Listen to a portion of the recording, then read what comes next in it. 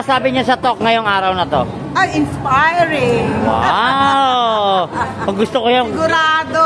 Iba yung aura na yun, inspiring. Oh, thank you, maraming salamat po. I love you po.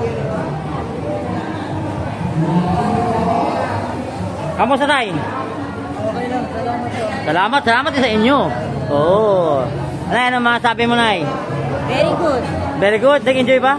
Ha? Nag-enjoy ka? Enjoy. O, sana all. Yun, Ano masasabi niyo, Nanay? Ay, masaya ko. Gusto kong bumalik si Yorme. Oo, thank you. Ingat kayo, ha? Nay, ang ganda ng highlights ng buhok nyo. Ano masasabi niyo, Nay? Sa ngayon araw na to? Okay naman. Okay naman. Thank you po. Ang ganda ng ngiti, oh. Sir, masasabi mo, sir? Masaya. Thank you. Yung importante, masaya, no? O, pamasko.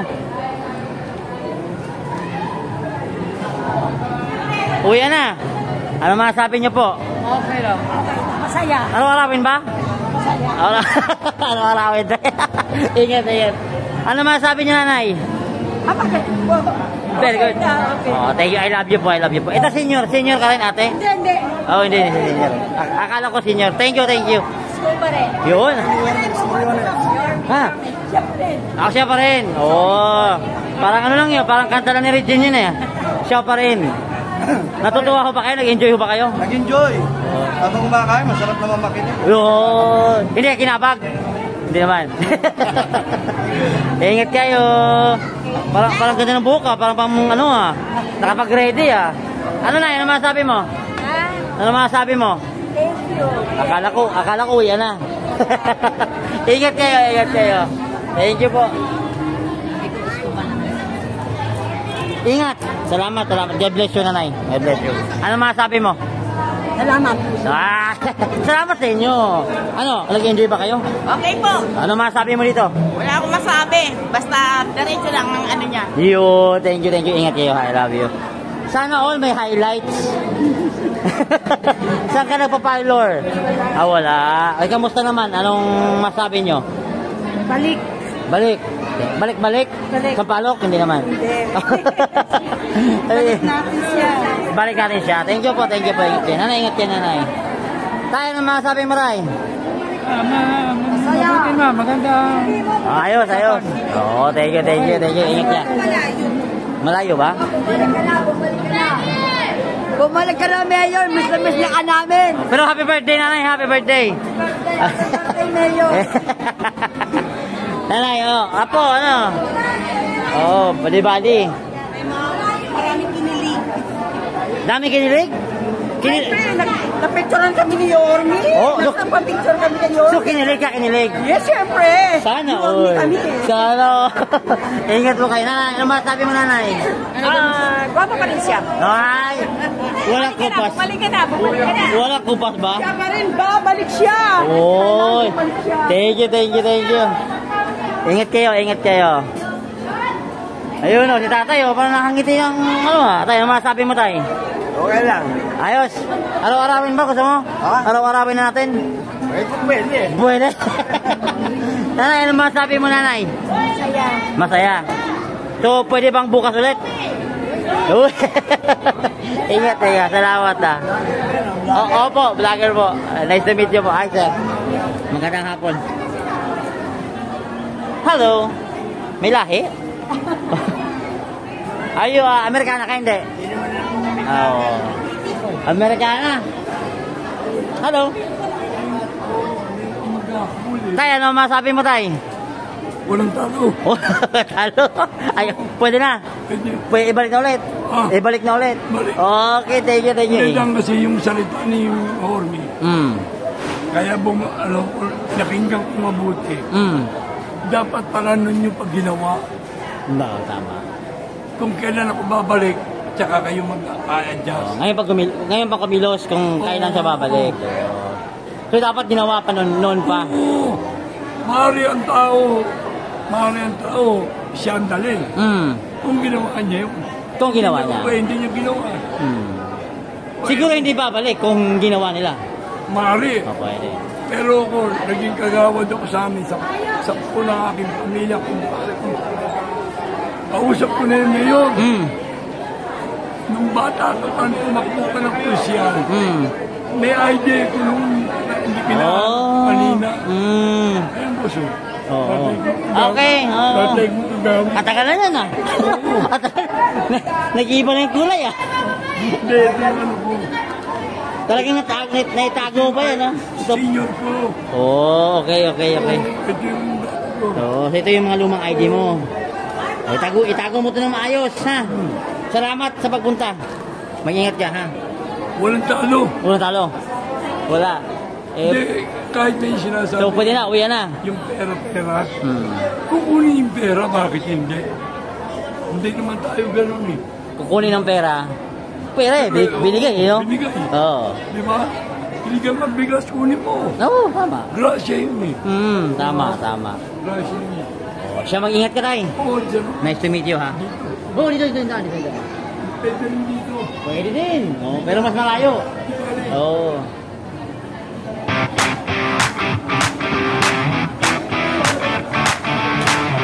Uwi na, te.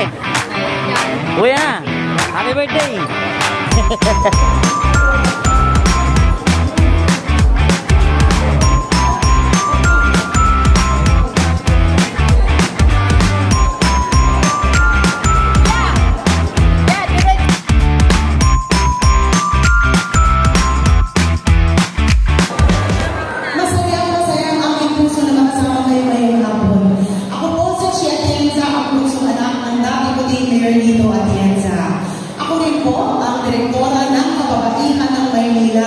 Isang organisasyon na binuo ng aking mga magulang 40 years ago. Pagpasok ko dito, nakita ko parang maraming mga miyembro ng kababaihan ng Maynila dito. Naaalala niyo po ba? Noong nag-uumpisa ito, may isang nahit na matabang bata na nasa likuran ng aking ama. Ako yun. Hindi ko naman aakalain ako pala magpapatuloy ng mga nasimula nila. Pero kagaya rin ng aking kapatid na si Kuya Kim, kilala niyo po yun? Tayo-tayo lang naman, hindi ko po kayo isusumbong. Sino ang mas gwapo? Si Kuya Kim o si Ali? Paano wala ako narinig na nagsabi Kuya Kim? Hindi ko po kayo isusumbong. Pero gaya po ng aking kapatid na si Kuya Kim, ako rin po'y nasa telebisyon bilang isang broadcast journalist. Ngunit bata pa lang po ko, ang pangarap ko sa aking buhay ay maging isang misyonaryo. Ngunit hindi po yun nasa katuparan. Kaya ang pinangako ko sa Panginoon, kung saan man niya akong dadalhin, bitit-bitit ko na lang ang puso ng misyonaryo doon. Kaya nung ako po ay naging isang broadcast journalist for 7 years, ginawa ko pong misyon ang kunin ang kwento ng aking mga kababayan na napag-iwanan sa laylayan ng lipunan. Kinuha ko ang kanilang mga kwento at isinilong ko ito sa aking programa. Nagdasal na sana madinig ng gobyerno. Ngunit alam niyo po, dito sa Tondo, sa pag-iikot ko dito, nakita ko, hindi pala kailangan lumayo. Dahil ang ating mga kababayan na merong hinain na kaya naman masolusyonan ng gobyerno, minsan nasa inyong distrito, minsan nasa inyong barangay, minsan nga po kayo mismo yun. At kung may isang bagay na nakita sa aking trabaho, kahit ano pa lang isigaw natin o iiyak natin, kung hindi marunong makinig ang gobyerno, ika nga ni Yorme, ganda pa rin talaga, lahat. Kaya nung tinanong po niya ako kung maaari akong maging katambal, ang una kong ginawa, tinignan ko kung pareho kami ng puso. Dahil bilang isang broadcast journalist, meron po akong mga tinayong sektor ng lipunan. Pero bago yun, alam ko na ang tawag nyo sa aking ama ay Bulalakin ko ba? Aminin nyo na. Dahil minsan maglalakad-lakad ako sa barangay nyo at marinig ko ang mga marites nagbubulungan at sasabihin, yan yung ang ibalagrawang ko. Akala nila hindi ko alam na ako ang tinutukoy nila. Alam niyo po, ako ang pang-anim sa mga kapatid. At alam na po pamilya ko yan, lalo-lalo na ng aking magulang. Pag ako ay tumayo ko sa isang bagay, kahit naman kaunti-kaunti na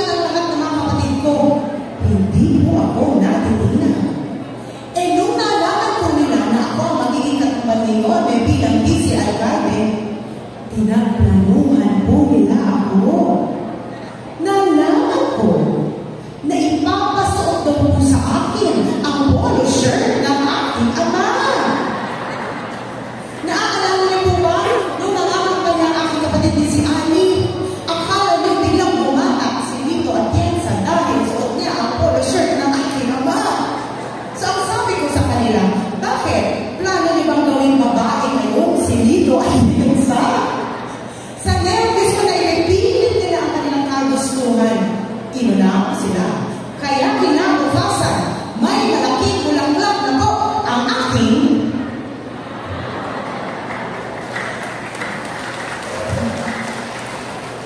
di napagpigyan mo sila, pero nasunod pa rin ang aking kagustuhan.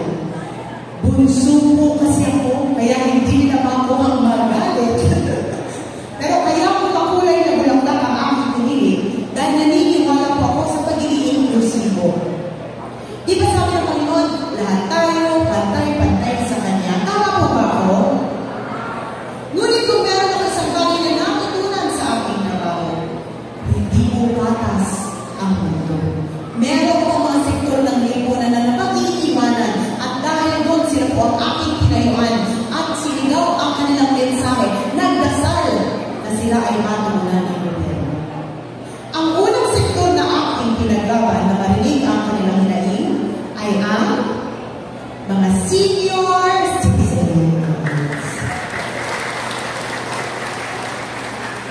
Taas po ang kamay ng mga senior citizens dito.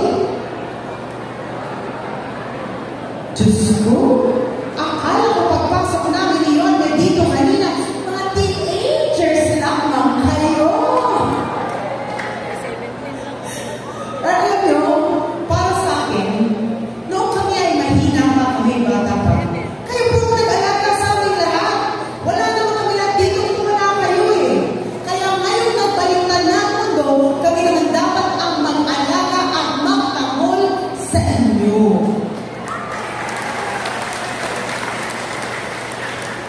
Tinignan ko po ang ginawa ni Yorme kung siya ay alcalde ng Maynila. Tinignan mo kung minahal niya kayo. Ngunit ang napansin ko, pagbaba po namin sa mundo, parang mahal niya si Yorme. Tama po ba ako? Ngayon lang ako nakakita ng isang senior citizen na naka-wheelchair ng 10 taon na hindi tumatayo. Nung makita kami ni Yorme, biglang tumayo at tumalong at sumigaw na, bumalik ka na! Sabi ko, kaya mo palang gumawa ng Himalaya. At alam niyo, nalaman ko rin, kayo pala mismo ang nagtatanggol kay Yorme pag meron palatang na tinatapon sa kanya mula sa kabilang kampo. Kaya sabi ko, bakit ba mahal na mahal ka ng mga lolo at lola? At ang sagot po niya sa akin, dahil alagang partner daw po kayo sa kanya nung siya ay alcalde ng Maynila. Mga spoiled daw kayo. Naaalala niyo po ba, nung si Yorme ay alcalde ng Maynila, kumakatok ang gatas na insure sa inyong mga bahay? Nalaman po namin na ang gatas na insure ay nakalitan daw ng stick.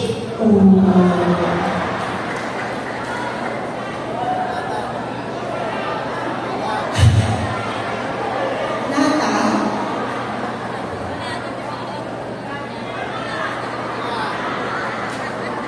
naalala niyo po ba? Tweet, kaarawan ninyo, nung panahon ni Yorme, may nakukuha kayong malaking cake? Nalaman po namin, ito daw po ay naging cupcake. Akala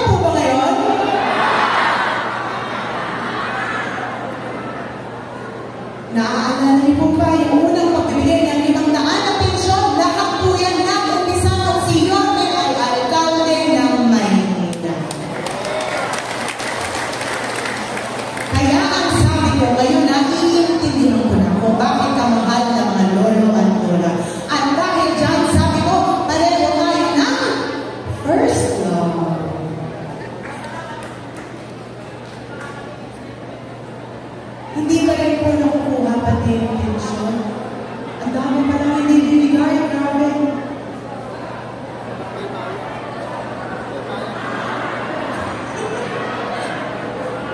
Oo nga po eh. Ang pangalawang sektor na aking tinayuan ay ang ating mga kababayan na may kapansanan. Hindi ko po alam kung alam ninyo, ngunit meron po kami tinayong bahay ampunan. Ang pangalan po ay Home for the Angels. Kumukuha po kami ng mga sanggol na walang kukong-kukong at pinapalaki namin hanggang may kumuha sa kanilang pamilya na mag-alaga sa kanila. Meron pong dalawang bata doon na walang may gusto kumuha dahil pareho po silang may PWD. Isa po ay bula at isa naman ay may kapansanan. Dahil walang may gusto kumuha sa kanila, winelcome po namin sila sa aming pamilya. Ngayon sila po ay aking mga kapatid. Nakita ko ang hirap ng ating mga kababayan na may kapansanan. Lalo-lalo na kung kayo po ay senior citizens. Mahirap magkaroon ng kapansanan lalo na kung ikaw ay isang lolo o lola na. Kaya dapat napaparamdam ng gobyerno na kayo ay inaalagaan at minamahal. Tinignan ko ang ginawa niyo at ngayon siya ay alkalde ng Maynila at nakita ko. Alam niyo po ba, dahil sa Job Inclusivity Act, ang ibig sabihin, ang senior citizens at PWDs maaari pong magtrabaho. Alam niyo po ba yun? Meron po mga mini-establishmento na sinabihan niyo na kailangan kumuha ng PWD at senior citizen. At nung nalaman ko na ginawa yan ni Yorme para sa inyo lahat, ang sinabi ko, tama, yan rin ang gusto ko. Kaya sabi ko, dalawa na lang sa mga sektor ng lipunan na importante sa akin ay hindi importante rin sa iyo. Kaya ang pangtatlo, tinignan ko. Anak niyo si Yorme, tama po ba? Batang tondo si Yorme, di po ba? Kung si Yorme ay batang tondo, si Chia Tienza na po ay batang puti. Hindi po ako lumaki sa farm. Ako po ay lumaki sa St. Andrew's Field. Alam niyo po kung saan yun? San Andres Bukid, Manila. Baka pala mo kasi alas buo. Marami po sa aming barangay mula po sa Muslim community.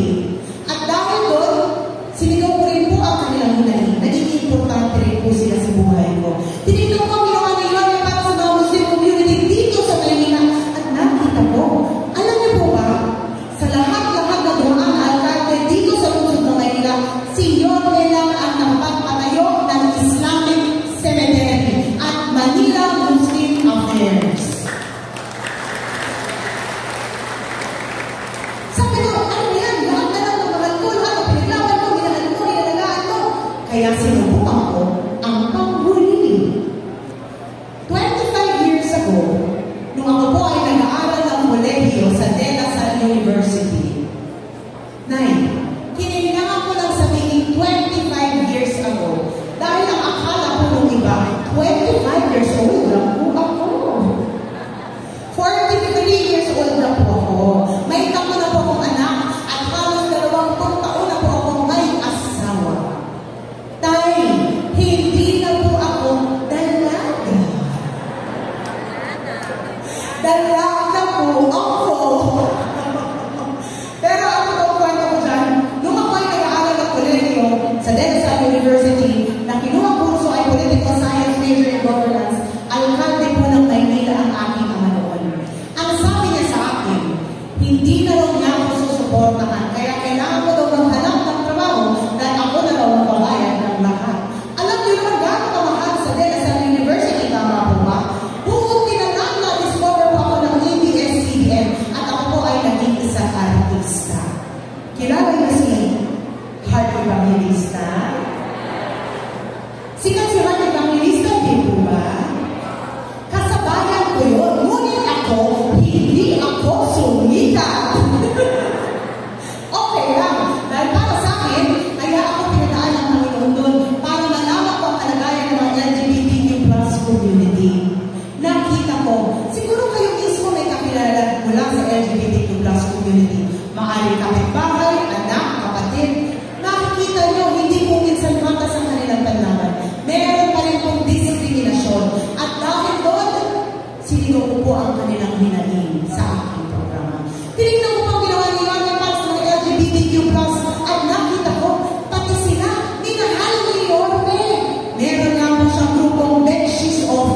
Manila.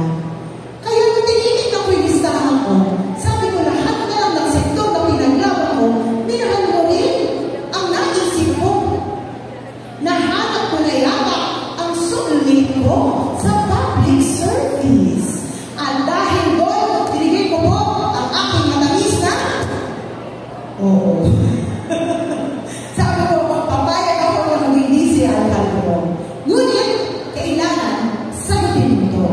Bago, bababa muna ako dito. Nakikita niyo po ako? Sa likod, okay lang po? Sabi ko sa lahat-lahat na pwede mong pinilindi si alkalde. Ang dami may gustong mag-apply kayo rin. Pakiramdam ko nga, kahit sinong tanongin ko dito, papayag na hindi si alkalde ni Yorme. Ay? Payag po ba kayo mag-hindi si alkalde ni Yorme kung tanongin ka?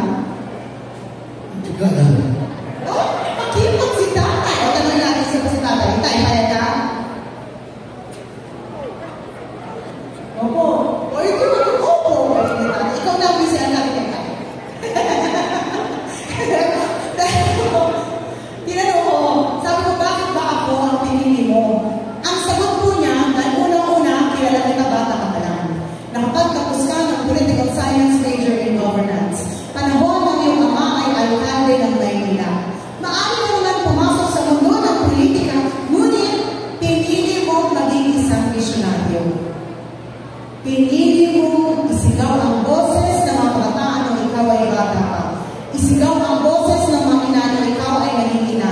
At isigaw ang boses ng ating mga kababayan na napag-iwanan sa laylayan ng lipunan nung ikaw ay naging isang broadcast journalist. Ang sabi niya, ang gusto kong di si alkalde ay marunong makinig sa hinaing ng mga Manilenyo.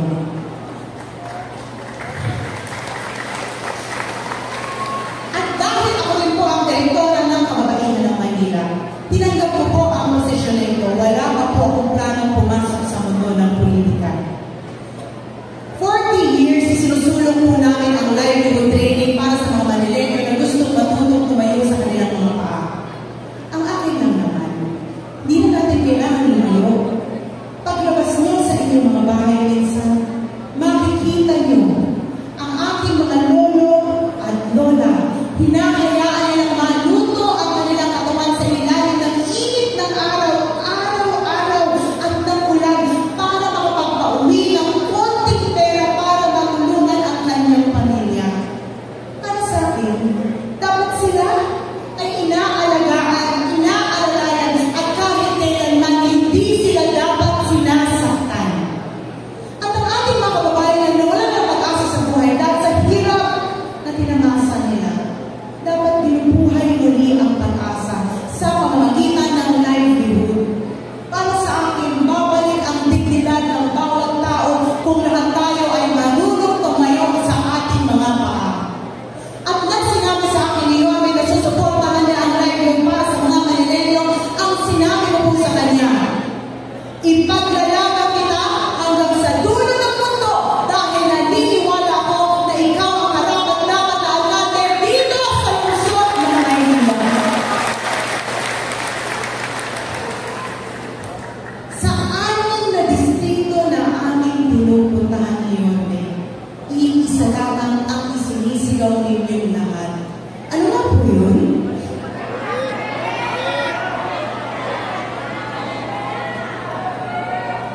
Alam ko, ang sigaw niyo na yan, dahil nagnanais ang inyong mga puso na bumalik ang pagmamahal ng gobyerno na maramdaman nyo sa inyong mga buhay, kagaya dati nung si Yorme ay alkalde ng Maynila. Aming mga lolo at lola, alam ko na sa puso nyo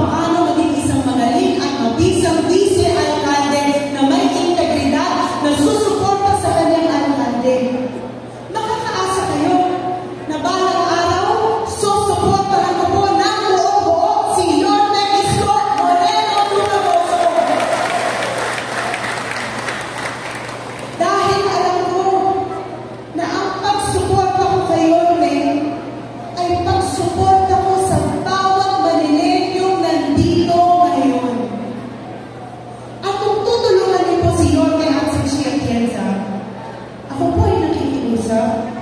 Kailangan ko po ng kakampi sa City Council. Kaya pwede po bang isama niyo rin lahat ng mga konsehal na nasa likuran ko?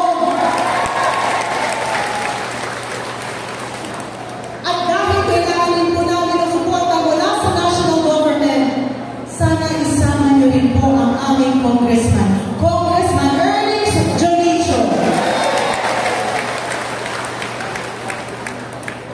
Hindi po ako umaalis sa kahit na anong distrito ay nanay. Nang hindi nag-iiwan ng alaalahin nanay. Dahil baka ang maalala niyo lang sa akin ay ang aking mukha. Nay, sabi niyo maganda ako, papangit din ako nay. Dahil ang mukha nagbabago, ang mukha tumatanda. Kahit kailan ang mukha, hindi po naaasahan. Ngunit ang puso, pwede niyo po mapaghawakan. Pwede po kayo uwisip ang puso ko ngayong hapon? Pwede po ba kayong awitan? Dahil ang laman po ng awitin ko, ito po, ang gusto ko ipauwisin